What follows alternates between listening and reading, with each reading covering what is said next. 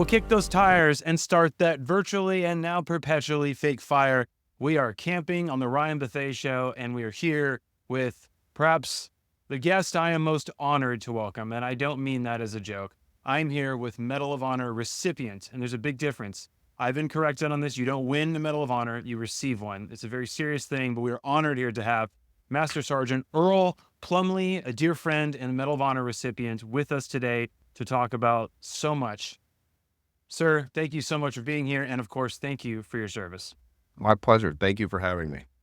Now, I want to set the table here because I met you in the context of producing the series of the Green Berets. I'm going to ask you the first question here. Why are Green Berets just honestly, and I know this from experience, the absolute worst people to interview when it comes to anything cool? Yep. It comes back to the culture of the unit. It's a derogatory term in the unit to be called a Spotlight Ranger. The whole purpose of the unit is to give credit to someone else, and that just attracts a certain kind of humble, almost a shy personality when it comes to getting them to admit that they were a star player or a key person for a mission. The best you can do is get them to say, oh yes, this team did well. You're like, what about the team? Everyone did great. And so it's just a part of the culture. And it can be painful sometimes to get a guy to admit that he's a star performer. It's just not what we do. I remember one of the hacks that we discovered was I can't get Earl to tell me about his Medal of Honor activity, but I could get Tony to tell me about Earl, right? So we'd have to say, hey, friend, tell me about what your friend did in the unit, right? That is literally what you have to do. If you want to hear a guy's story, to go to his buddy, because he'll tell an astounding story about his friend. And then, what part did you play in this? I'll be like, well, I was there. Yeah. You're oh my God. Trailing off. Where were you? I was right next to him the whole time. Y'all take that quiet professional motto way too seriously. All right, so it's tradition. We got to start with a story, just like any good action TV show. You shared a wonderful account with us about when the shit actually hits the fan.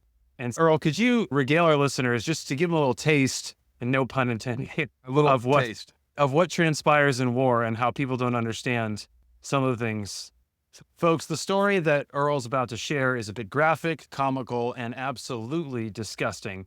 So if you were at all squeamish, do hit that fast forward button for 3 minutes, because this is a wild story.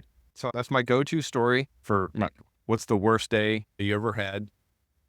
For me, we were hitting a target in 2005. I was a Marine, a Force Reconnaissance Marine. To set the stage, we're hitting these mid and top level Al-Qaeda affiliates and members. And it's like the stuff that movies are made out of. Helicopters are landing and little assault ninjas are coming off, putting bombs on the door and coming in. This time in Iraq, electricity was predictable but not continuous. So you might get an hour or two in the morning, an hour or two in the evening. The electricity would come on and you've had water, so the households are running like that. So we hit this family-sized compound like the Iraqis do. They'll live 30, 40 members of a family in one big compound.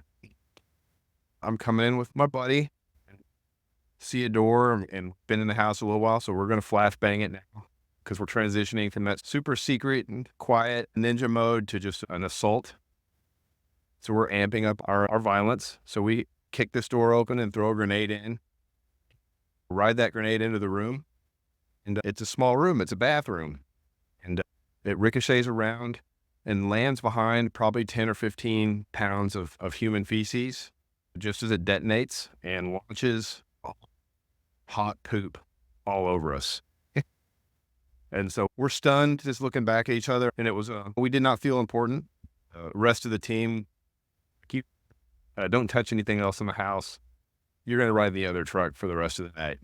And it's not like you just run back and you get to shower. There's actually, unfortunately, if you bring gear, there's a decontamination and cleaning process that must be adhered to prior to getting in that shower that will last 20 hours. You come back from a mission, you can't just drop your gear and run for a shower. And in this case, it wouldn't help anyway because I'm the guy that has to clean that stuff. So I spent the entire next day getting poo off of my gun, getting crap off my kit, and just spending the whole day just looking for it, cleaning it off, and then always being like, do I still smell poop somewhere? Trying to make sure I got it all.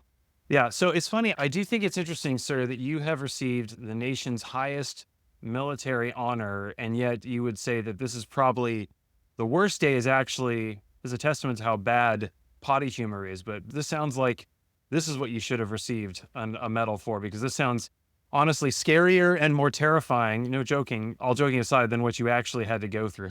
I definitely trained for combat. I never trained to eat feces. I skipped that school. Again, thank you for your service, and I'm so sorry for what you've had to endure. All right, well, now, folks, for the now only dozen people that are left listening who made it through that.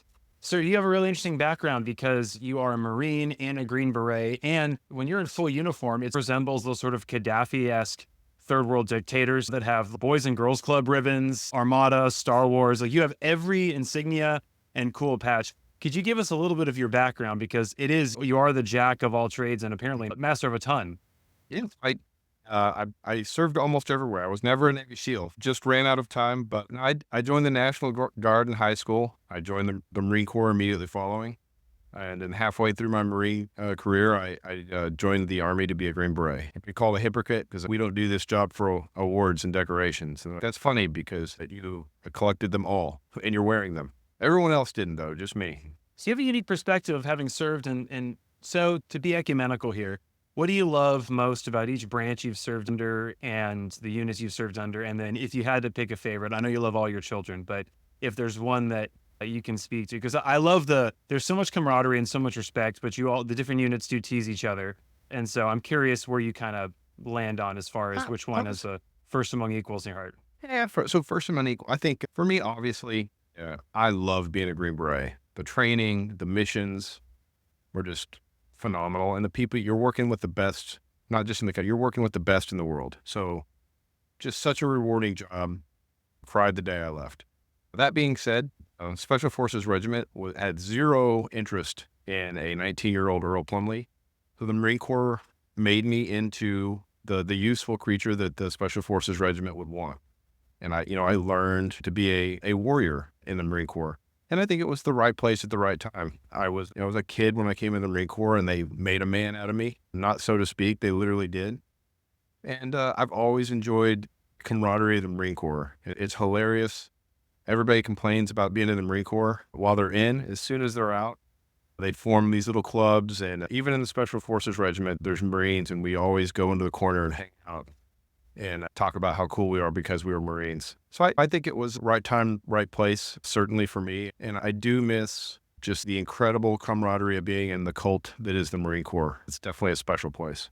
And so I want to talk to you a little bit about being a Green Beret, because that's in the context that we met. But it's funny, a lot of people think of Green Berets and they think of Sylvester Stallone's, albeit flawed, portrayal of just wearing a lot of cool ink on your face and hiding out in the jungle and suffering from enormous amounts of PTSD. But could you correct the record a little bit and talk about, I love when we first met, you described a capacity of a Green Beret to recruit a member of a family, console a member of a family. Could you walk us through a little bit about what a Green Beret actually does? So what I think at the bare foundation, the purpose and point of a Green Beret is when the United States government is getting involved militarily somewhere around the globe, somebody's always going to ask, why aren't they doing it for themselves? And that's my job as a Green Beret. I will go and help that side that we want to assist. I will help them do it themselves. I'll train them how to be a professional soldier. And then I'll make sure when the U.S. government is providing some form of aid, I'll make sure that they're using it correctly and to make sure they're using it morally and follow the laws of the warfare. And that's at the bare minimum, at the basement, that's what we do. Our job is not to directly fight and win wars. Our job is to train, advise, assist a local population to do that themselves. And it's a lot of fun. It requires a more mature, far-thinking individual. And you really have to be that guy that, hey, when we win the battle, nobody comes to see you. They're super excited that the Peshmerga had this great victory. And if it would take a certain person to put in all that blood, sweat, and tears and then walk away when the accolades are there to be handed out. And now I want to talk a little bit. This is obviously a sore subject, and I want to treat this delicately, but obviously the pullout from Afghanistan, it seems from most of the Green Berets I talk to, like this is a really traumatic and just thoroughly depressing topic because of the amount of blood and tears and sweat that was put into this. But I also was surprised that, going back to the beginning, a lot of the Green Berets I spoke with were not fans of actually being there as long as we were. And I found it be interesting that you might think, oh, you love war and everyone gets out there and that's why you enlist. But can you talk a little bit about maybe that dynamic and how not everyone is just pumped for war? It's actually, it's, you'd rather be home with your family, and serving 20 years out in the middle of the desert is not necessarily your idea of dream job. I was always proud to go to war for my country, right? I think it's a unique thing as an American is everywhere I go, I do get to be the good guy. And we stayed too long in Afghanistan. It was very apparent to anyone with half a brain is why did we go there? Because your average American, we went there to fight the Taliban. No, we did not. Actually, we were negotiating with the Taliban the entire time. We went there to kill Osama bin Laden and Al Qaeda. And that the day we woke up and Osama bin Laden was dead, and Al Qaeda was a shell of itself for many years before that. Why did we stay? And then you have these different answers, and they're all, yeah, that sounds neat. But did the American people ask us to come here and do that? Does anybody in America really care that we're going to drag the Afghan people kicking and screaming into not the future, into the current times? And the answer was no. Most Americans didn't care. The Afghans certainly were very unpopular, even for the commandos that we served with. They didn't like the Taliban, but they definitely were not interested in living in a modern nation like the United States. You want to talk about a scandalous, controversial subject. Teaching women to read is a hot topic over there even with your most forward-thinking guys. So to me, it was always going to be a disaster. I don't like the mechanics of the withdrawal, but having served there nearly my entire adult life, I was getting very concerned of handing over a conflict to my son. The whole point of sacrifices so that someone else doesn't have to endure it. I didn't feel like that's what I was doing toward the end. I felt like I was just fighting a war and keeping the status quo so that my son could serve on my fob. That's not my plan. That for my family at all. Yeah, now I may be remembering incorrectly, but because I love reading these biographies, but I read General Mattis's memoir, and I think it was in his book that he mentioned that when President Trump came into office, that he, for all the differences he has with the president, he was impressed by President Trump's question of what does victory look like in the Middle East and when do we get out? And I also remember that President Biden, I heard this in Bob Woodward's book, is that President Biden advised President Obama, hey, don't get bullied into doubling down and committing more troops into the Middle East. So perhaps from someone on the ground there, and full concession that this is clearly a complicated issue, and if you've invested a lot of time in there, there's an argument obviously to make sure that you get your returns and make sure you don't do it in vain. But perhaps you could talk a little bit about President Trump's question about when does it end and what are the goals? And do you agree with President Trump's sort of inquiry into why we're fighting? I think I'm very aware. I think Trump nailed it right on the head because, he asked that question and nobody had an answer. They're all looking around, wringing their hands, and the map is not the right colors yet. And to me, we had a purpose when we went to Afghanistan. And like people, when you ask people, even they kind of lost sight of what that purpose was. Al Qaeda, Osama bin Laden. We were talking to the Taliban up until the day we went in, and the U.S. government has never designated the Taliban as a terrorist organization. Really? Yeah, the Taliban is not a terrorist organization.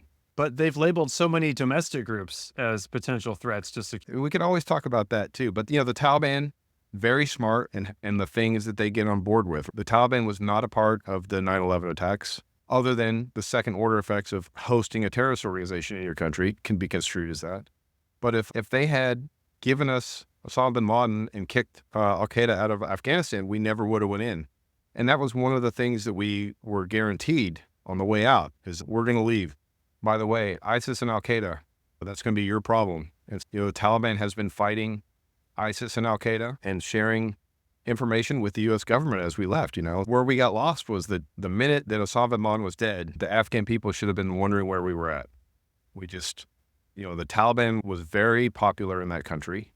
A lot of my most elite guys, my Afghan commandos and Afghan special forces, really kind of had a funny feeling about killing the Taliban. They admired them for their service to the faith.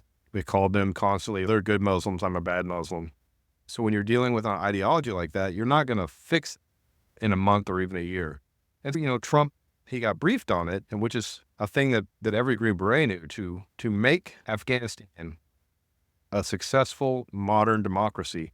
We knew that it was going to take 5 to 6 generations. That's how long we would have to stay so that that government would be operating in a way that we recognized.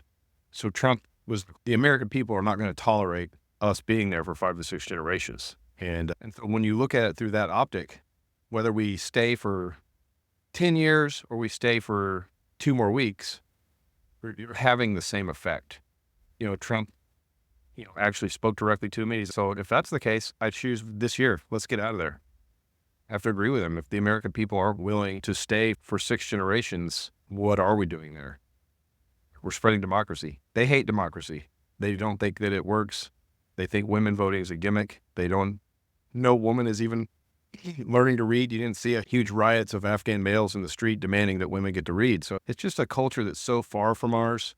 We had no business being there. If they want to sponsor a terrorist organization again, we should go in there and destroy it, break everything, and then immediately leave. So after 9/11, correct me if my history's wrong, but it was shock and awe, right? And so ostensibly the argument was the Taliban was harboring al-Qaeda terrorists. And so we designed a mission to retaliate and make America safe. And then that slowly morphed into nation building. So maybe you could walk us through and being charitable to their argument, like how did we end up in that situation? So we ended up there is we gave an ultimatum to the Taliban to turn over the leadership of al-Qaeda, Osama bin Laden being on that list. And they thought about it, said that they couldn't do that ideologically and politically. It would be untenable for them to hand over what was in the eyes of the Islamic world, these valiant freedom fighters that were representing the Islamic faith. They couldn't turn them over to us.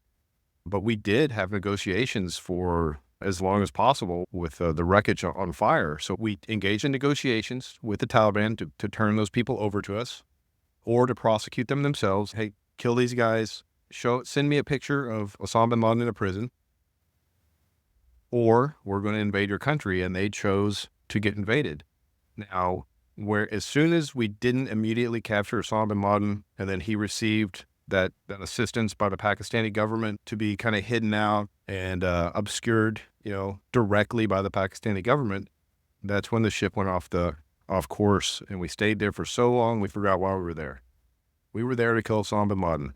There was never any talk about nation building, and it's an absurd thing to say we're going to go in there and do nation building. If they don't want it, we can't do it. And so people always use the parallel of World War II, where we did nation building. We did it in Germany, and Poland was completely rebuilt. That seems wildly different than what we are doing. It's wildly different because they were a Western civilization already, so we shared a lot of common ground, and they wanted us to be there, and they wanted to work with us. Nobody was in Germany working construction projects and having to get ambushed all the way there. Have the people that he worked with trying to rebuild a water plant being murdered. That was never the case. And then ostensibly too, if we're going to try and just steel man the other argument, like how did this and why did this expand into Iraq as well? And then how did we end up with 2 wars with long-term? Because we've essentially been 20 years in the Middle East. And on my mea culpa, I was a private when all this happened. But, my essay on the goings-on of national policy were down at the very bottom of the organization. But, from what we're seeing now, they decided to invade Iraq before they decided to invade Afghanistan because we didn't know who had attacked us. And obviously it was kind of a pet project of the administration at the time that, hey, enough is enough with Saddam Hussein in Iraq. We're going to invade them. But, the same thing is, why did we stay there and do what we did? What was the end goal? Because if you're going to invade a place, about saying special forces, plan your dive your plan. So if you're just going to go do something, the chances of you getting sucked down rabbit holes is very high. So if our goal was to kill Hussein, okay, if he's dead, why are we here?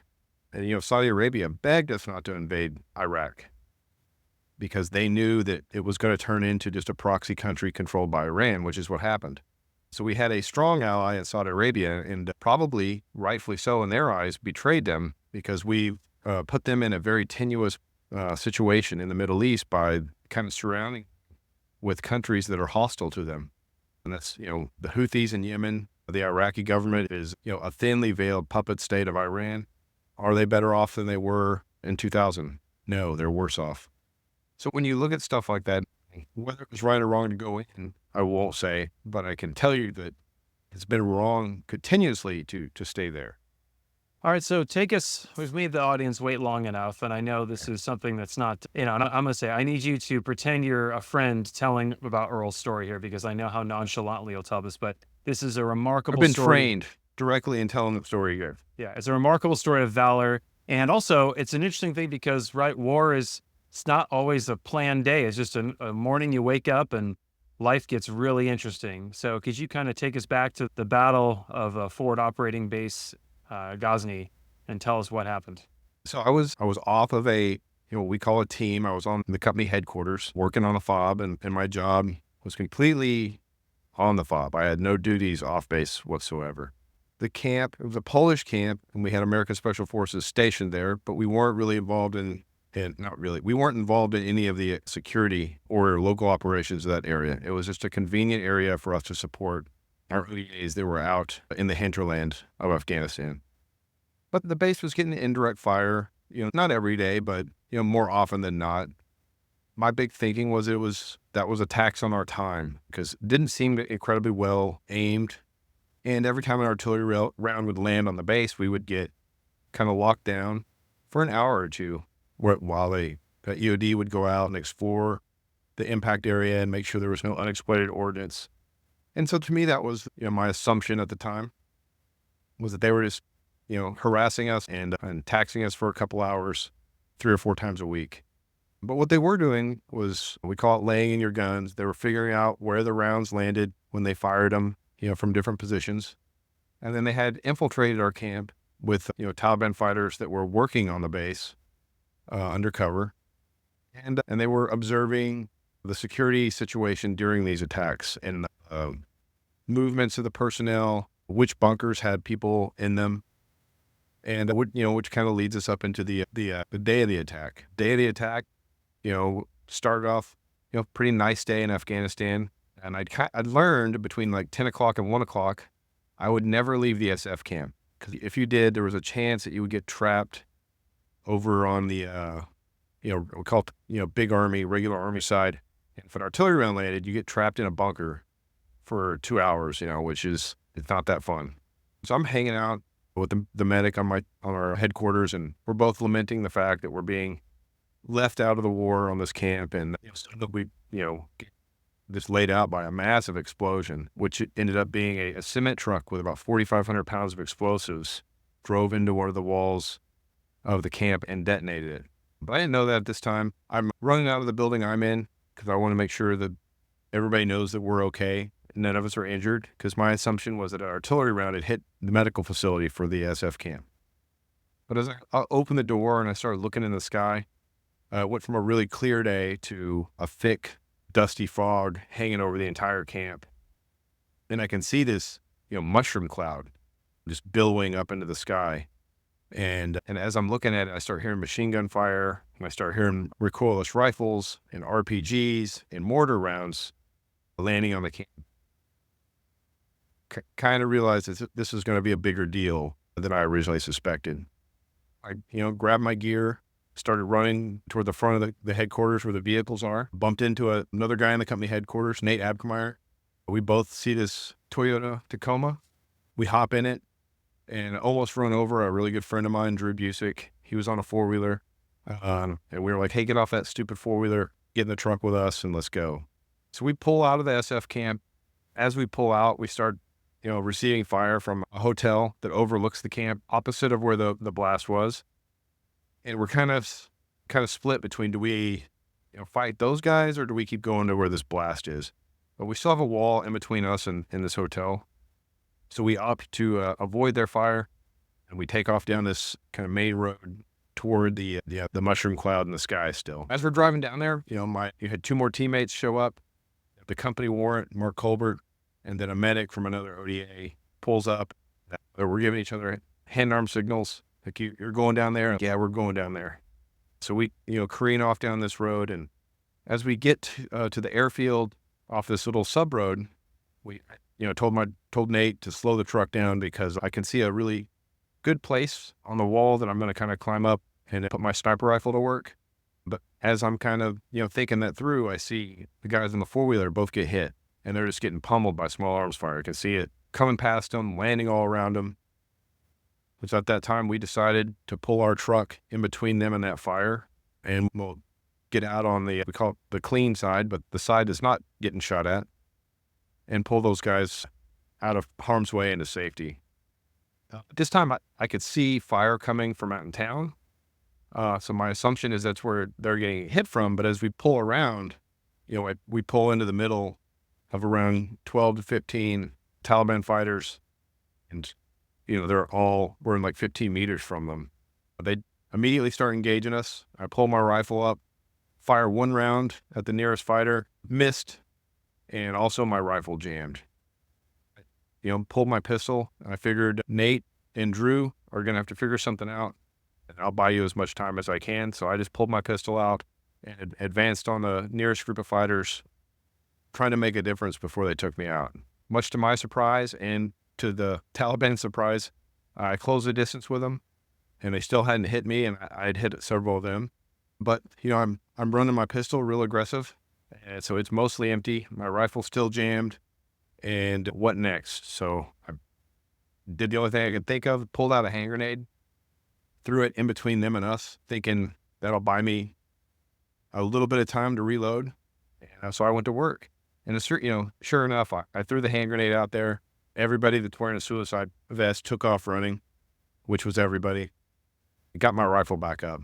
Got my rifle up. The grenade detonates, kills one of the fighters, and I'm trying to figure out what to do next and where these guys went. And as I'm doing that, I hear a snap thumping going, and rounds are coming across the back of my neck and hitting the wall behind me.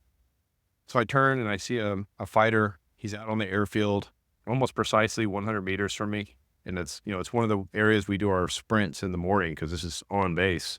And he's doing a pretty good job of shooting a tight group. He's doing a bad job at hitting me. So I drop to a knee, pull my rifle up, hold right on the notch at his neck, and pull the trigger, and he detonated his vest. I didn't know he was wearing a suicide vest, so when he exploded, it kind of shocked me. And I just remember kind of dancing around, looking around the airfield, trying to figure out if a Polish tank had come up and shot this guy with the main gun, because that was kind of my first thought was that's what happened.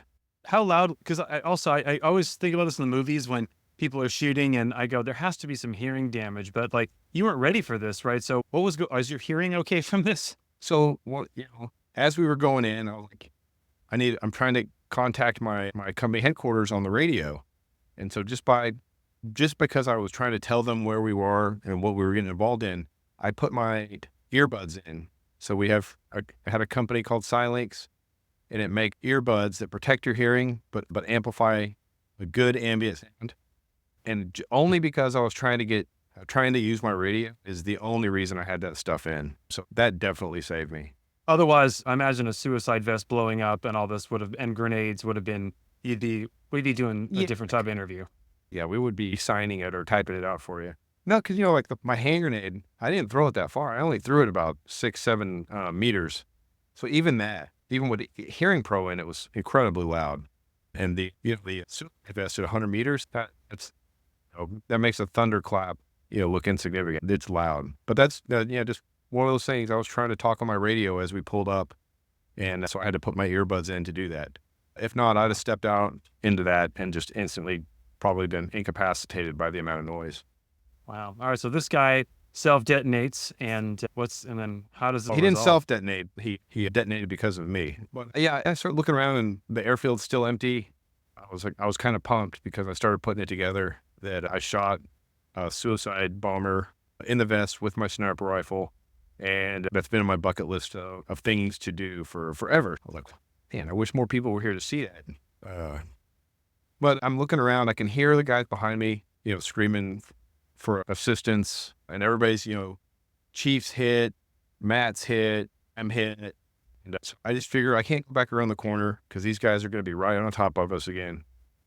And if they're trying to go off somewhere else, I'll just stay engaged with them and keep them from maneuvering too much on the camp until we can get after this problem. So I start walking down to where they ran off. I get about halfway there, and a bunch of them hang rifles from behind cover and start engaging me.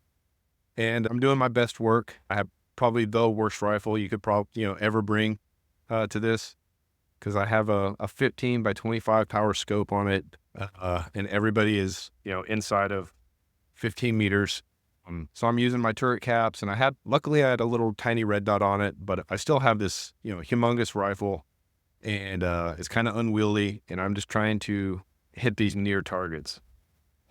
And I'm working back and forth, playing whack-a-mole, trying to get hits, mostly just trying to keep them from having the time to take a slow, steady shot at me. And we're kind of, wailing away at each other. And I'm moving to cover, and my rifle runs dry. My pistol wasn't empty at this time, but I know I just had this in my head that there's only 2 or 3 rounds left. And I got, I have 7 guys to my front. So transitioning to my pistol is not what's going to save me. So I started a speed reload on my rifle. And as soon as I dumped that magazine, the nearest fighter to me, sees that, throws his rifle into his sling, and then just starts sprinting toward me, screaming Al Akbar. Unfortunately for him, I practice reloading a lot more than he practiced sprinting. Because I get a fresh magazine and present my rifle out as I send the bolt home. I start thumping away at him and detonate his vest, which doesn't do me any good, but it was way worse for him. That blows me down, kind of TKO'd me. As I was laying there trying to shake that off, another fighter has left cover, and he's walking down on me, firing, trying to finish me off on the ground there. And I kind of jerk to an upright position, pull my rifle up, and hammer away. I fold him up and get back to my feet and start engaging his buddies, and my rifle goes dry again. And at this point, I don't want to do a speed reload in the open again. And I'm also wondering, I brought friends with me. Where are they? So I run back down to the corner, link up with Drew, who has been looking for me. We crash into each other, and I'm like, Drew, I know right where they're at. Let's go get them. Okay. So he and I go back down this lane. He takes the far left. I'm on the far right. We're doing cross coverage. This is way less scary now because I've got somebody with me. But Drew's looking like he's going to step over this last fighter I shot, because that guy's vest didn't detonate, but he's just smoking. So his vest is just sitting there smoking. He yelled at Drew, like, hey, stay away from the bodies. Everybody's wearing a suicide vest. And he didn't know that. So I remember he's looking at me. He's, what? And I was like, they all have suicide vests on. As we're sitting there kind of figure out how Drew's going to get around this guy, his vest goes low order, which didn't explode, but it just starts burning. But it's like a 20-foot blowtorch. So Drew, runs over to my side of the wall. As soon as he gets there, they start taking us under fire again. And so Drew and I are behind this little generator panel, distribution panel, and they're starting to work a game where one of them will shoot at us, and his buddy will just throw hand grenades at us.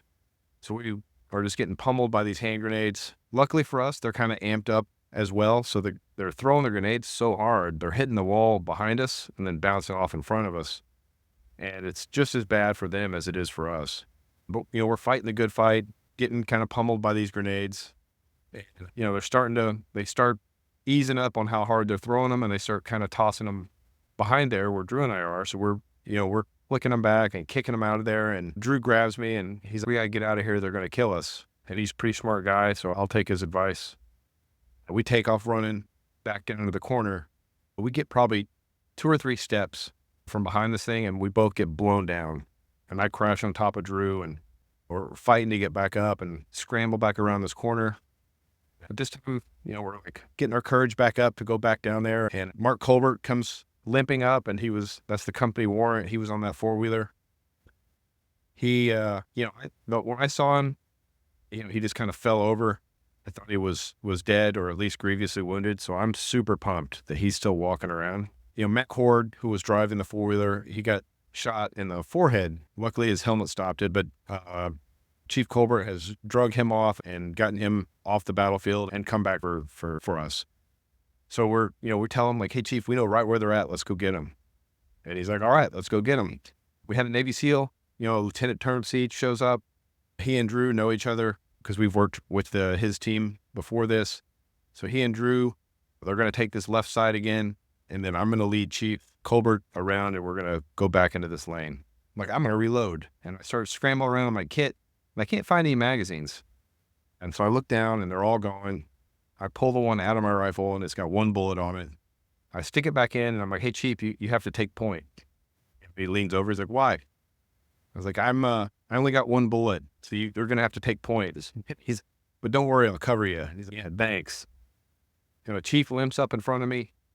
And we all give the nod, and we, break that corner and start going back down this lane. As we're doing that, soldier from the 10th Mike Wallace, he comes running up. Hey, can I come with you guys? He's got on Oakleys, and he's got a rifle with one magazine in it. And initially, I was like, I'm going to tell this guy to get out of here because he's only out, he's got one magazine and no gear. But I was like, that's bold talk for a guy that's got one round in his magazine. I tell him, hey, it's pretty bad, but come on. So he and a Polish lieutenant come around the corner with us, and we go back down to this little four-way intersection. So not that it's a peaceful day by any means. The camp's still getting a significant amount of indirect fire, but nobody's directly shooting at us. And we're kind of looking around, thinking maybe we got them all. And as we're sitting there thinking that, this guy leans up out of this pile of body parts and throws 2 hand grenades at us, screams "Allah Akbar," pulls the lanyard out of his vest and detonates it, which sends us all scrambling around.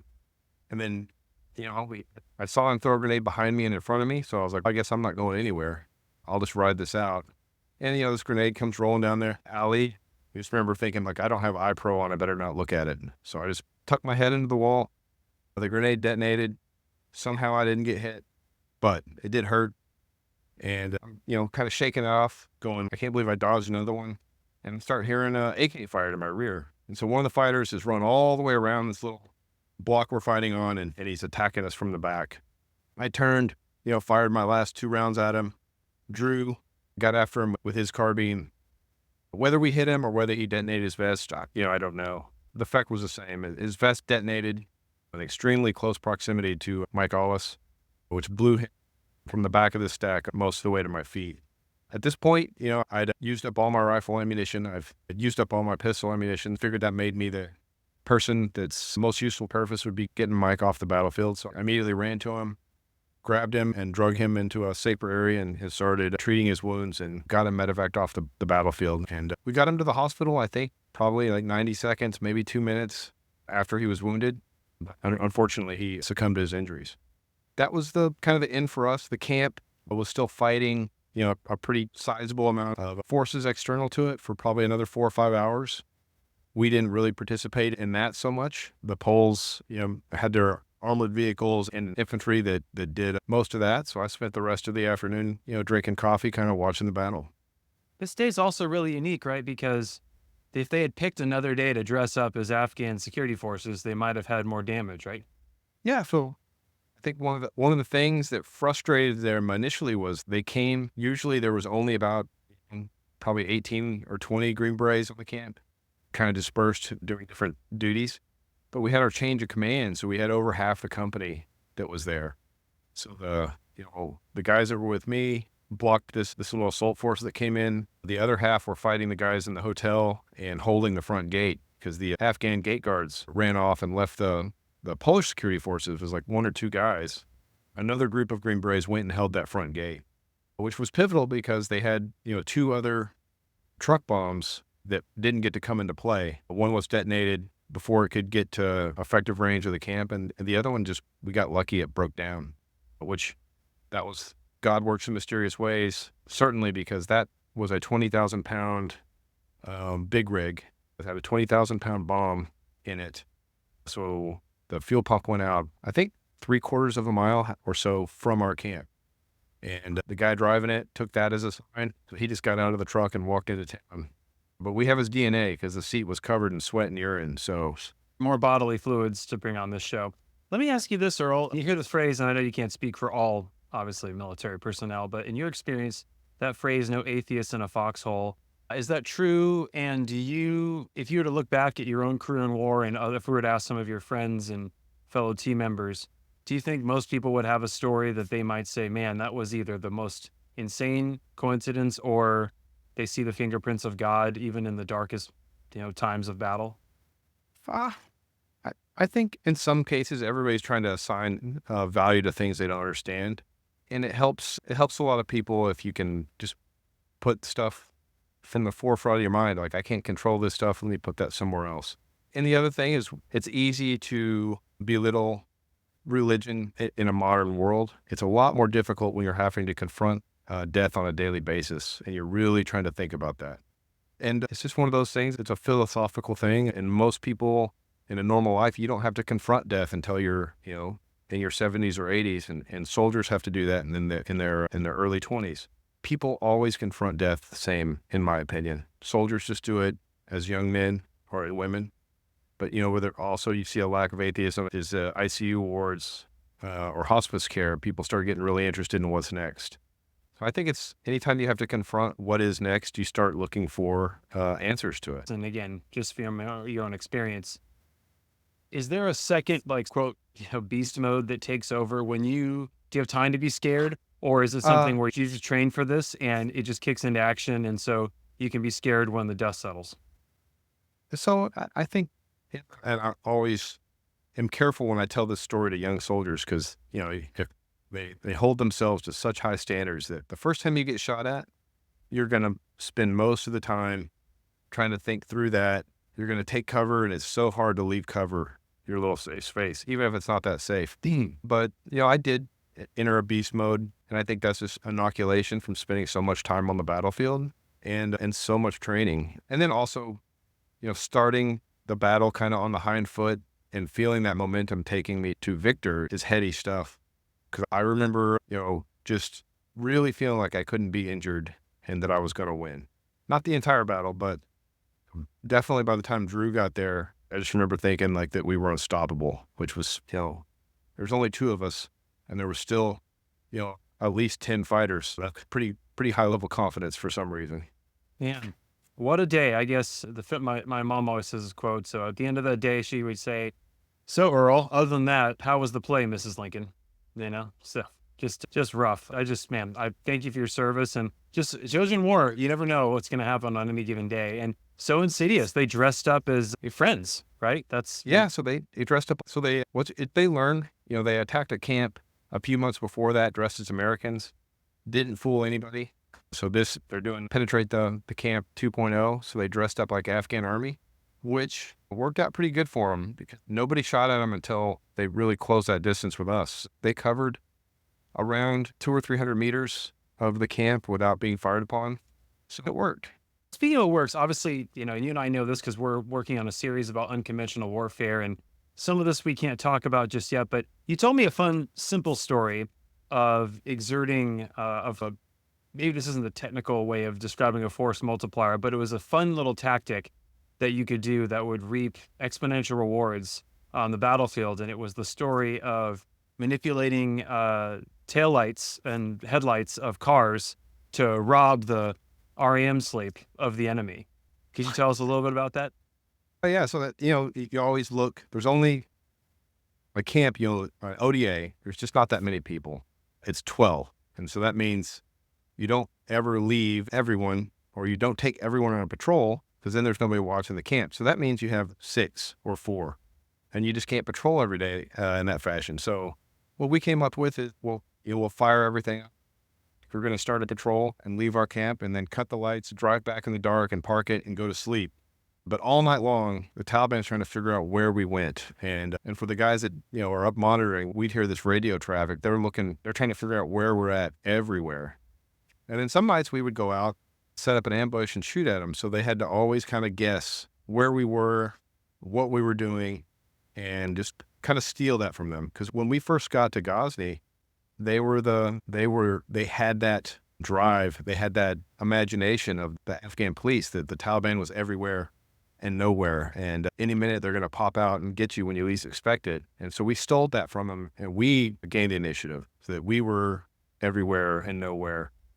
It's really fun to listen to them trying to figure out what nefarious activity you're doing in the middle of the night when everyone's asleep.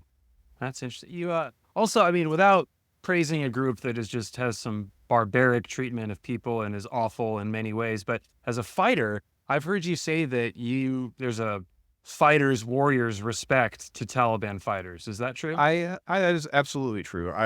Without loving them, right? Because I don't, but there comes with some respect that I had for the Taliban.